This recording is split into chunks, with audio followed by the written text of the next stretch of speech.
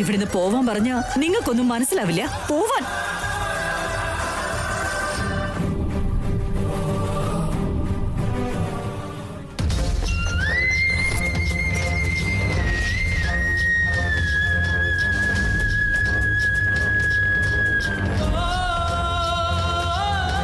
എന്റെ മോന്റെ മേല് ആർക്കും കുറ്റം ചുമത്താനാവില്ല. എന്താന്ന് വെച്ചാ എന്റെ പൊന്നുമോൻ ശ്രീരാമചന്ദ്രനാ. അമ്മ, ഈ തെളിവെങ്ങാനും കിട്ടിയില്ലായിരുന്നെങ്കിൽ ഞാൻ മോശക്കാരനാവുമായിരുന്നു. സിനിമയുടെ ടൈറ്റിൽ മുതൽ പ്രീ ക്ലൈമാക്സ് വരെ നമ്മൾ വിചാരിച്ച പോലെ തന്നെ നടന്നു. ക്ലൈമാക്സ് മാത്രം പൊളിഞ്ഞുപോയി. അമ്മ നമ്മളെ അങ്ങനെ പിടിക്കുമെന്ന് ഒട്ടും പ്രതീക്ഷിച്ചില്ല.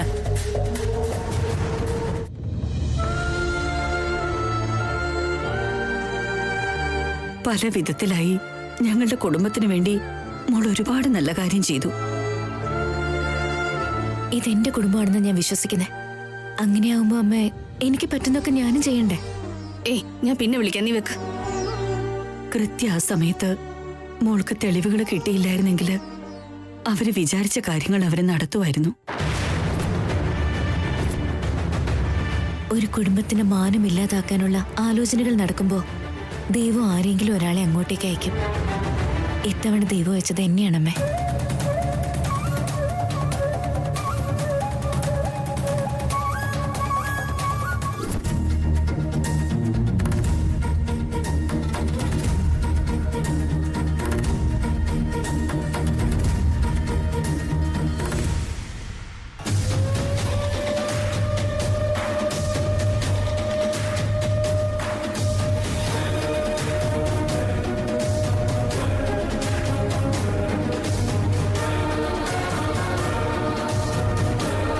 ഇനിയും വൈകിപ്പിക്കുന്നത് എന്തിനാ? വാ പോവാം.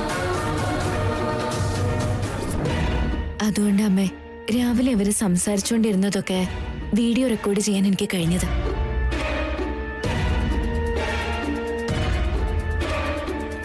അതാണെങ്കിൽ ശ്രീകരേട്ടന്റെ ജീവിതത്തിലോ വളരെ വലിയൊരു ഉപകാരമായി. എന്റെ മരുമകളാകാനുള്ള യോഗ്യത ഉണ്ടായിരുന്നെങ്കിൽ കാവ്യയുമായിട്ടുള്ള വിവാഹം നടത്താൻ എനിക്ക് ഒരു ബുദ്ധിമുട്ടുമില്ല. എന്നാ ഇത്രയും വലിയ തെളിവ് നിനക്ക് കിട്ടിയില്ലായിരുന്നെങ്കിൽ കാവ്യയുടെയും ശ്രീകരന്റെയും വിവാഹം നടത്തേണ്ട അവസ്ഥ വന്നാനേ മോളെ.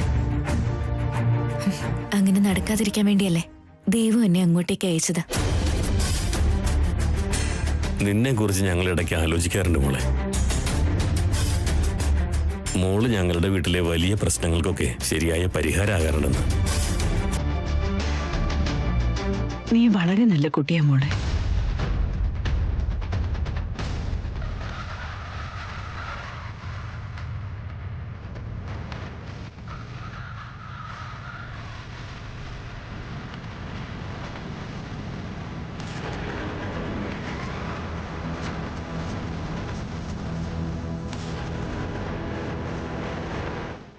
ഞാനുണ്ടാക്കിയ പ്ലാൻ അമ്മ കാരണം അട്ടർ ഫ്ലോപ്പ് ആയതെന്ന് കരുതി. പക്ഷെ ആവനി കാരണമാ ഇത്ര വലിയ ഡിസാസ്റ്റർ ആയതെന്ന് കരുതിയില്ല ഞാൻ. ആവനി, പറ്റുന്ന അത്രയും വേഗത്തില് നിന്നെ ഞാൻ പൂട്ടും.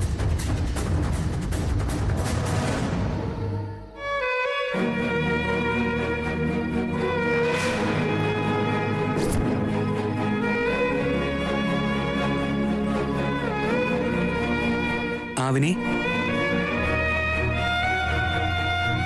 ഞാൻ ചെന്നൈയിലേക്ക് പോവാ.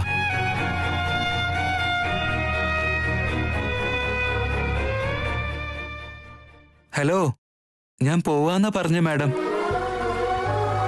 എന്നിട്ടെന്തൊന്നും പറയാത്തെ?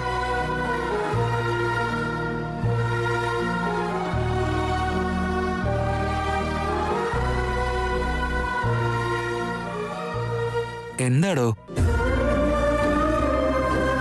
പോകുവാണെന്നൊക്കെ ഏട്ടന് നിസ്സാരമായിട്ടങ്ങ് പറയാം. പക്ഷെ അത് കേൾക്കുന്നത് എനിക്ക് വളരെ പ്രയാസമാണ്. അകന്നു നിൽക്കുന്നതും മനസ്സിന് എപ്പോഴും ഒരു ഭാരം തന്നെയായിട്ടാ. എന്താ കൊച്ചുകുട്ടികളെ പോലെ?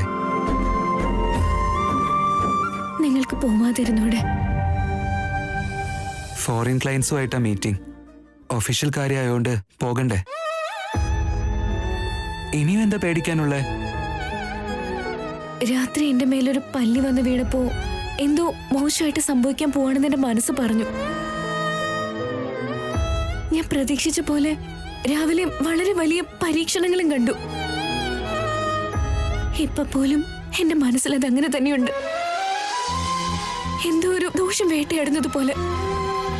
കാവ്യ എന്റെ റൂമിൽ വന്നത് ഏട്ടത്തിയുടെ പ്ലാൻ കൊണ്ടാണെന്ന് അമ്മ ഒരു വീഡിയോ കാണിച്ചു തന്നില്ലേ? ആ തെളിവെല്ലാം അമ്മ കണ്ടുപിടിച്ചതായിരിക്കുന്ന ഞാൻ കരുതി. പക്ഷെ ആ വീഡിയോ എടുത്ത് താനാ കൊടുത്തെന്ന് ഇപ്പോഴാ അച്ഛനും അമ്മ എന്നോട് പറഞ്ഞത്. ആ തെളിവ് തനിക്ക് കിട്ടിയില്ലെങ്കിൽ ഒരു കള്ളത്തെ ശരിയാക്കി മാറ്റി എല്ലാവരുടെയും മുന്നിൽ എന്നെ നാണം കെടുത്തി വിടുമായിരുന്നു. ആരെന്തൊക്കെ പറഞ്ഞാലും നമ്മുടെ ബന്ധം സ്ട്രോങ് ആണ്. അതുകൊണ്ടാ ദൈവം നമ്മുടെ ഒപ്പം ഉള്ളത്, സത്യത്തെ നിനക്ക് മനസ്സിലാക്കി തന്നത്. എന്റെ സ്നേഹം കളങ്കമില്ലാത്താടോ. തന്റെ സ്നേഹമോ അതിനേക്കാളും ശക്തിയുള്ളതുവാ. നമ്മുടെ ഇടയിലേക്ക് അത്രയ്ക്കും ഈസിയായി ആരും വരില്ല. എല്ലാ ദിവസവും ഒരുപോലെ ആയിരിക്കില്ല ഏട്ടാ.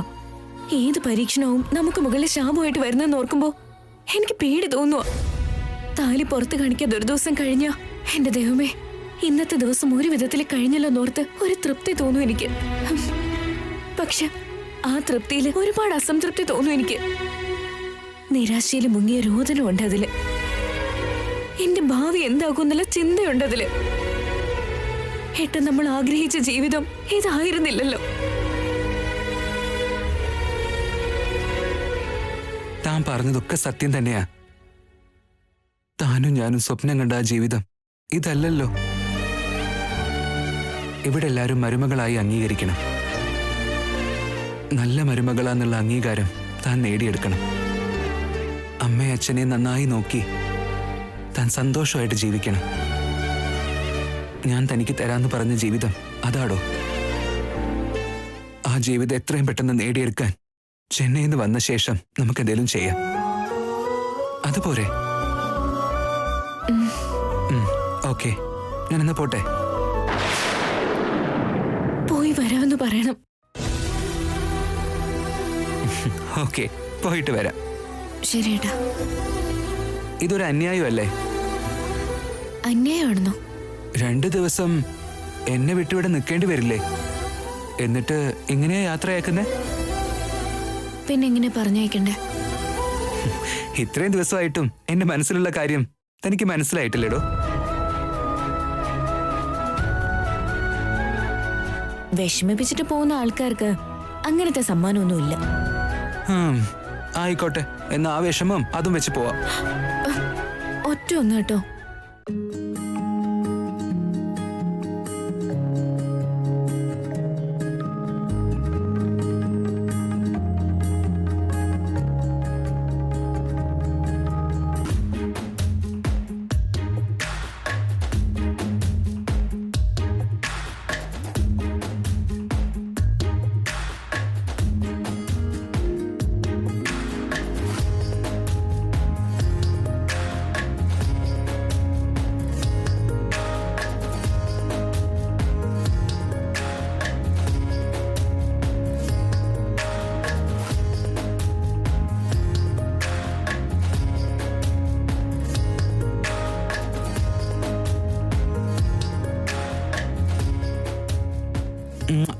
ഈ എനർജി വേറെയാ. എനിക്കൊരു സംശയം ഉണ്ട് അവനി. എന്താ? ഭർത്താവ് പുറത്തേക്ക് പോകുമ്പോഴേ എല്ലാ ഭാര്യമാരും ഇങ്ങനെ ഉമ്മ കൊടുക്കാറുണ്ടോ? സർവേ നടത്തിയിട്ട് പറയാട്ടോ.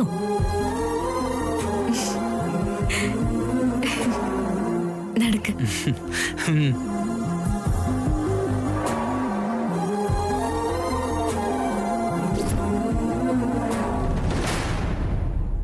ഞാൻ പോയിട്ട് വരാം. അതെ മാഡം, താൻ വീണ്ടും ഡല്ലായോ? ഭർത്താവ് എങ്ങോട്ടെങ്കിലും പോകുമ്പോ ഇങ്ങനെ മൂഡ് ഔട്ട് ആയി നിൽക്കാവോ? സമയം കിട്ടുമ്പോഴൊക്കെ എന്നെ വിളിക്കണം കേട്ടോ. നോർമൽ കോളൊന്നും അല്ല, വീഡിയോ കോൾ ചെയ്തിട്ട് തന്നെ എന്റെ സുന്ദരി ഭാര്യയെ ഞാൻ നോക്കിക്കൊണ്ടേയിരിക്കും. എന്താ ചേട്ടാ ഇതൊക്കെ? ഒന്നങ്ങോട്ട് മാറി തന്നെ. ആദ്യം നിങ്ങൾ പോവാൻ നോക്ക. ശരി, പോയിട്ട് വരാം. ഹലോ ഹലോ, ഹലോ, എടാ സുബ്രഹ്മണ്യ, കേൾക്കുന്നുണ്ടോ? എടാ സുബ്രഹ്മണ്യ, ഞാൻ നിന്നെ അങ്ങോട്ട് വിളിക്കാട്ടാ.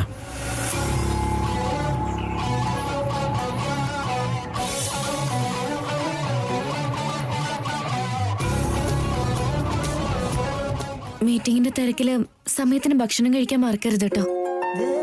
ശരിയടോ. ഇനി വേറെന്തെങ്കിലും പറയാനുണ്ടോടോ? ഇല്ല. ഒന്നുമില്ലേ? ഒന്നും പറയാനില്ലേ? നേരത്തെ ഞാനത് തന്നില്ലേ? ഞാൻ തന്നിട്ടില്ലല്ലോ.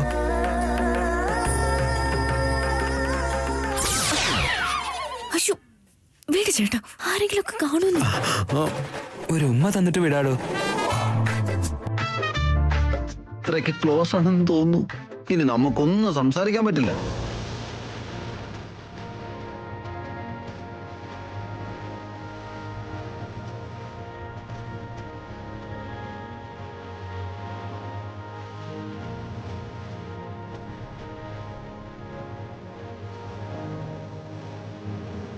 മതിയോ?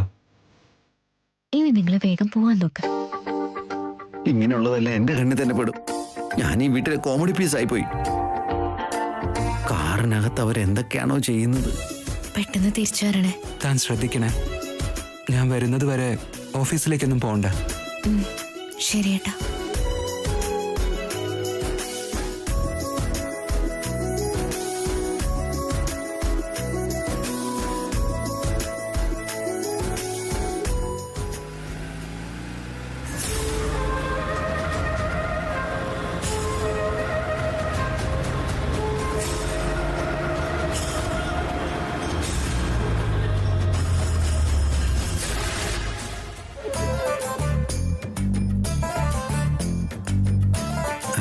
എന്താ ഇങ്ങനെ വാവളൊന്ന് നോക്കിയിരിക്കുന്നേ?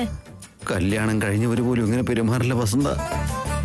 ആവണി ശ്രീകർ അത്രയ്ക്ക് ക്ലോസ് ആണെന്ന് തോന്നുന്നു. എന്തു പറ്റി? കാണാൻ പറ്റാത്ത സീൻ ഞാൻ കണ്ടു. എന്താ കണ്ടത്? ശ്രീകർ ആവണിയുടെ കൈ പിടിച്ച് കാറിലേക്ക് എങ്ങനെ വലിച്ച് കാറിനകത്ത് കയറ്റിട്ട് ഉമ്മ വെച്ച് കൊടുത്താന്ന് തോന്നുന്നു. അത് മതി. അമ്മയുടെ അടുത്ത് അവരെ ഒന്ന് പെടുത്താനായിട്ട് റെക്കോർഡ് ചെയ്തില്ലേ? അയ്യോ, അത് ഞാൻ മറന്നുപോയി വസന്ത. കയ്യില് ഫോണും പിടിച്ചിട്ട് സിനിമ കണ്ടോണ്ടിരിക്കുവായിരുന്നോ? മൊന്ത ബുദ്ധി എന്ന് ഞാൻ പറയില്ല. എന്താന്നറിയോ? ഭർത്താവായി പോയില്ലേ? നോക്കിയത് മതി. വാ.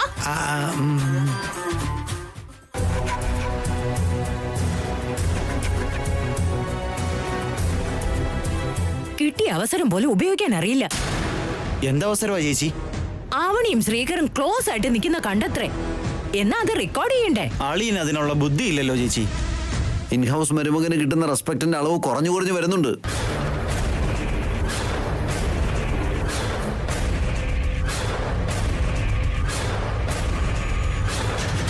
ആ ഭദ്രകാളി വരുന്നുണ്ട്. എല്ലാരും ചേർന്ന് ഒരു റൗണ്ട് പഠിപ്പിക്കും. ഇത്തവണ നന്നായി തന്നെ പഠിപ്പിച്ചേക്കാം. നിക്ക്.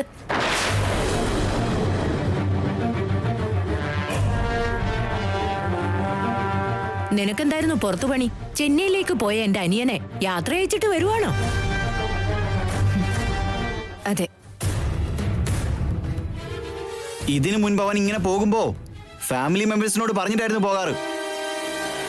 നീ ഇവിടെ വന്നപ്പോ തൊട്ട് എവിടെങ്കിലും പോകുമ്പോ നിന്നോട് പറയുന്നു, നിന്നെ കൊണ്ടുപോകുന്നു, ഒരവസരം കിട്ടിയ നിന്നോട് വന്ന് സംസാരിക്കുന്നു. ഒരു കാര്യത്തിലല്ല, പല കാര്യങ്ങളിലും നിനക്ക് അടിമപ്പെട്ട് ജീവിക്കുന്നത് പോലെയുണ്ട്. ഇങ്ങനെയൊക്കെ എന്റെ അനിയനെ എങ്ങനെയാണോ വശീകരിച്ചത്? ദയവേത് നിങ്ങൾ അങ്ങനെയൊന്നും പറയരുത്. ഞാൻ പറയും, അത് ഞങ്ങളുടെ അവകാശമാ. അങ്ങനെയാണെങ്കിൽ എനിക്ക് ഈ വീട്ടിൽ അവകാശങ്ങളുണ്ട്.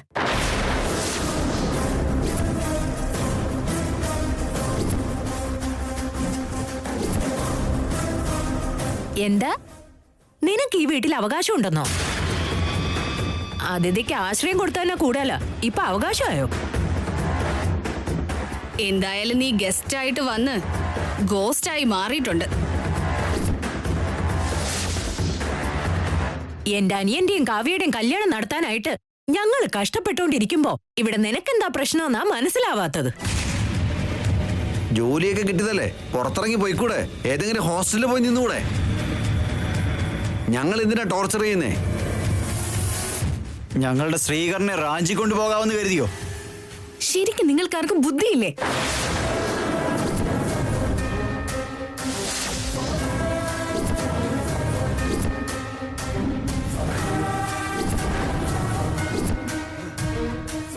എന്താടി നീ പറഞ്ഞത്? ഇത്രയും കാലം നിങ്ങൾ സംസാരിച്ചു, ഞാൻ കേട്ടു നിന്നു. ഇനി ഞാൻ സംസാരിക്കും, നിങ്ങൾ കേട്ടു നിൽക്കും.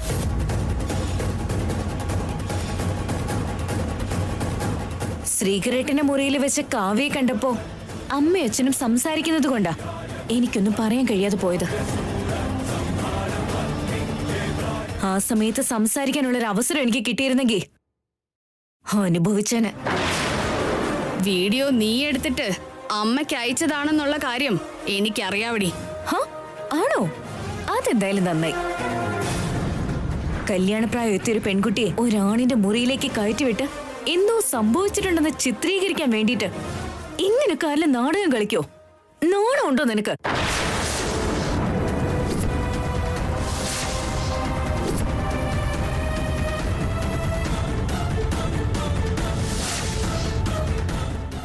നീ അത്രയ്ക്ക് തരം താഴുമെന്ന് ഞാൻ കരുതിയില്ല. കാവ്യക്ക് ശ്രീകരനെ കല്യാണം കഴിക്കണമെന്നുണ്ടാവും. പക്ഷേ ശ്രീകരന് കാവ്യയെ കല്യാണം കഴിക്കണമെന്നില്ല എന്നുള്ള കാര്യം പറഞ്ഞതല്ലേ? അങ്ങനെയുള്ളപ്പോ ഇനിയും എന്തിനാ ആഗ്രഹിക്കുന്നേ? അത് ഞങ്ങളുടെ ഇഷ്ടം. അത് ചോദിക്കാൻ നീ ആരാ? അപ്പോ നിങ്ങളുടെ മകളെ കെട്ടാൻ പോകുന്ന ആളുടെ ഇഷ്ടാനിഷ്ടങ്ങൾ നിങ്ങൾക്ക് ആവശ്യമില്ലേ? ഇങ്ങനത്തെ ചീപ്പ് കാര്യങ്ങൾ മറ്റൊരു വീട്ടിൽ നടന്നിരുന്നെങ്കിൽ കുടുംബം പെരുവഴിയിലായനെ. ഒരിക്കൽ കൂടി ഇങ്ങനെങ്ങാനും കാണിച്ച് പുറത്താരെങ്കിലും അറിഞ്ഞ കാവ്യ ശ്രീകർ എന്തായാലും കല്യാണം കഴിക്കില്ല എന്ന് മാത്രമല്ല, പുറത്തൊന്നും ഒരാളും കെട്ടില്ല.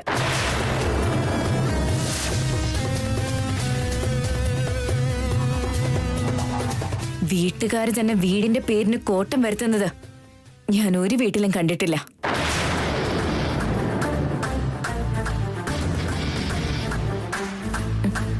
നിങ്ങൾക്ക് പറ്റുമെങ്കിൽ വേദവതി അമ്മയും പ്രസാദ് റാവു സാറും ഉണ്ടാക്കിയ പേരും പെരുമയും നിലനിർത്ത, അല്ലാതെ നശിപ്പിക്കരുത്. എല്ലാ കാര്യങ്ങളും അതിന്റെ മുറയ്ക്ക് നടന്നാലേ വംശാഭിമാനം എല്ലാ കാലവും ശാശ്വതമായി നിലനിൽക്കും. ദയവ് ചെയ്ത് സംസ്കാരമുള്ള എന്തെങ്കിലും കാര്യങ്ങൾ ചെയ്യ.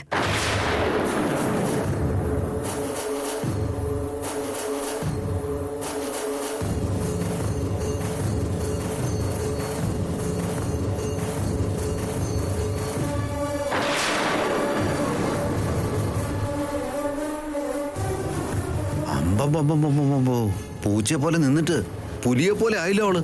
നമ്മളെ എതിർത്ത് സംസാരിക്കുന്നത് അത്ര നല്ല മാറ്റമല്ല. നമ്മളോട് നീതി ന്യായമൊക്കെ പറയുന്നുണ്ട്. പെട്ടെന്ന് എന്തെങ്കിലും ഒന്ന് ചെയ്യണം.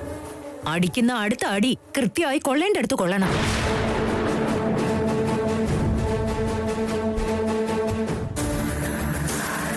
Good morning sir. Good morning sir. Good morning.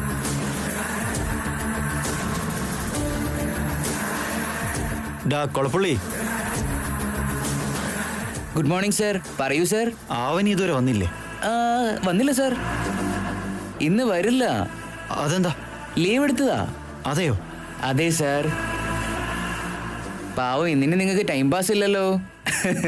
അല്ലെങ്കിൽ ആവിനില്ലെങ്കിൽ എന്താ അല്ലേ, ഇവിടെയുള്ള ആരെങ്കിലും ഒരാളെ നോക്കാതിരിക്കില്ലല്ലോ. ഡാ നീ പോയി പണി നോക്ക്. ആയിക്കോട്ടെ സർ.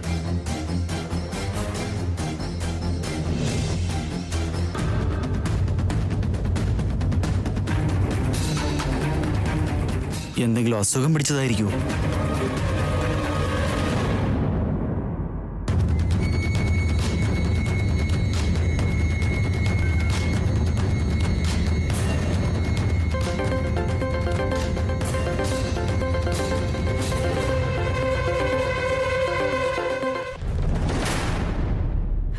ഏട്ടാ,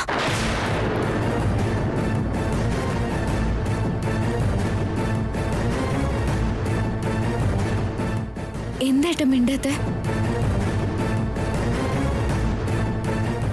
ഏട്ടാ നിങ്ങളോട് ആ വിളി വീണ്ടും വീണ്ടും കേൾക്കാൻ തോന്നുന്നു അവനി. അതുകൊണ്ടാ ഞാനേ മിണ്ടാതിരുന്നത്.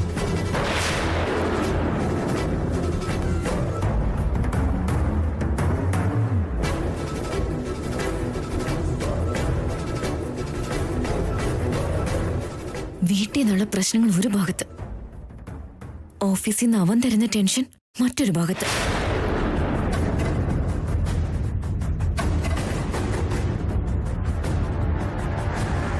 സാർ സാർ ഇതാണോ സാർ അർജന്റ് പണി? ഡാ കൊളപ്പുള്ളി നിന്നെ ഉണ്ടല്ലോ. അയ്യോ, നിന്നെ കാണാതെ എനിക്ക് ഓഫീസിൽ നിൽക്കാൻ പറ്റുന്നില്ല Avani. I miss you so much.